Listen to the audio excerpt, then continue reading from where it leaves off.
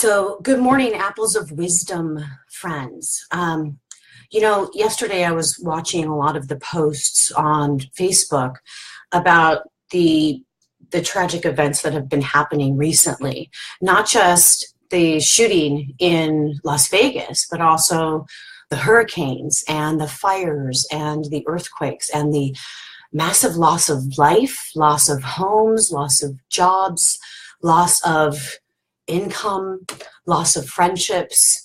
And it got me to thinking about the grief process. And then this morning, I have a morning routine that I do, and I do it every day. I get up early and I grab a cup of coffee and I sit with my phone first, and I kind of go through whatever news is relevant for today. I look at different things. I'm scrolling, I know. But then I also do a little devotional and Bible study. I open up my journal. So today, as I was writing the date, October 4th, 2017, I was struck with, today would have been my brother Buck's 58th birthday. He's been gone for 35 years. He died tragically in a car accident at the age of 23 in 1983. And as I kind of reflected on that, I realized that it never really goes away. I mean, I can still recall the time of that event as if it was yesterday, but it was 35 years ago. And it also feels like a lifetime ago that this happened, that my brother died. And today would have been his birthday. And this is not a plea for me to get people to say, oh, I'm so sorry for your loss. This isn't about that. This video is specifically for you who feels the impact of what has happened in a physical or emotional way. Maybe you don't know somebody directly impacted by one of these tragic events, or maybe you do. But maybe you're so far removed from it that you feel that there's nothing that you can do, so that's causing you to feel helpless. Well, a few years ago, I was working specifically as an intern to become a licensed psychotherapist in the world of grief.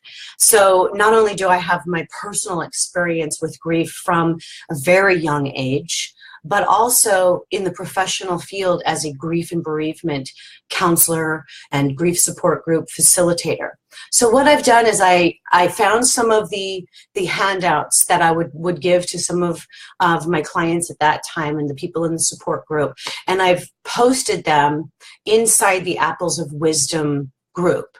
So I just wanted to share, you're free to go in and download them and recognize some of the symptoms. I just want to kind of go over it real quick. Let's talk about normal manifestations of grief. You might lose your appetite or experience nausea or even diarrhea. I know that the loss of appetite and the nausea, that's how I process grief. That's one of my manifestations. I have been so sick to my stomach and unable to eat for a couple of days now. You may feel an emptiness in your stomach or a lump in your throat or tightness in your chest, palpitations, inability to sleep, or having early morning awakening or extreme fatigue, dryness of the mouth, inability to concentrate, overwhelming sense of sadness, longing for life to return to the way it was, crying at unanticipated times, oversensitivity to noise.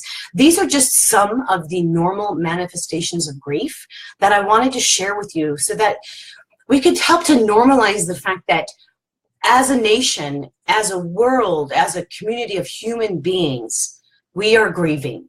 We are grieving the loss of several different things, even an ideal or a concept or anything like that. Grief and loss will manifest itself in ways physically and emotionally. So I wanted to just post some documents in here in this group of Apples of Wisdom for any of you who want to download them and print them up, share them with your friends, whatever it is. I'm not asking you for anything right now. I just wanted to get this information out there. I know that there's plenty of websites and people that you can go see. If you're really struggling with all of the impact that's happening, reach out for help. Definitely reach out for help. Talk to somebody, go see a therapist or a counselor, get yourself into some sort of support group, a church group, whatever it is to help you. Number one, realize that you're normal. What you're feeling is normal. You're not naive or stupid. we all are impacted by the recent crises and tragedies, and it seems like it's just this never-ending barrage of crisis after crisis after tragic event after tragic event. And yeah, sometimes it's going to feel like it may desensitize us. Don't let it desensitize you. If you feel you need to do something, what I would encourage you to do is take care of yourself right now and take care of your loved ones. And if that just means a hug or a warm word or a word of encouragement to someone that I'm here for you, then that's what you do. This is what I'm doing. There's not really a whole lot I can do. I can't go to Las Vegas and console people, but I can console my own clients or my own community and my own friends. I can do some education on, yes, this is part of the grief process. And so I've uploaded several documents into my Apples of Wisdom group. I just want to encourage you to go in there, grab those documents, share them with your friends that you know are struggling, to help them feel like, okay, I'm having a normal reaction to all of this. So happy Wednesday. And I do say happy Wednesday because I want you to inject a little bit of positivity in your life. And if that means a little extra self-care and taking a little bit of downtime, I know that several of my colleagues that I've been kind of watching, they do a lot of stuff on Facebook and for their advertising, for their marketing, for their business.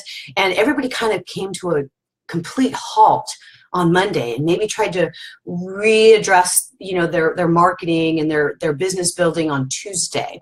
And then I also saw other people that were still posting and other people saying, how could you do this? Well, there's a lot of automation that goes on. And when something like this happens, you don't really think to go and pull your ads or stop what's going on. You're in your own shock as well. So be a little bit forgiving of other people who don't seem to have it or aren't having the same impact on them as it is on you.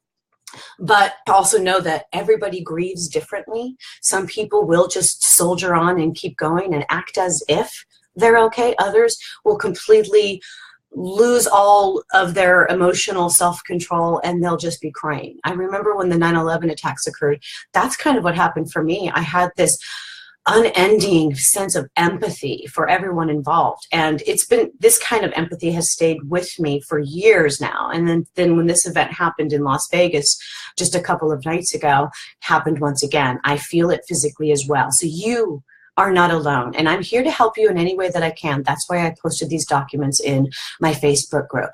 Go out today and know that you're normal and there is help out there. And if you need any extra guidance, just send me a private message or look me up, like this video, whatever it is, and go get those documents that I've uploaded.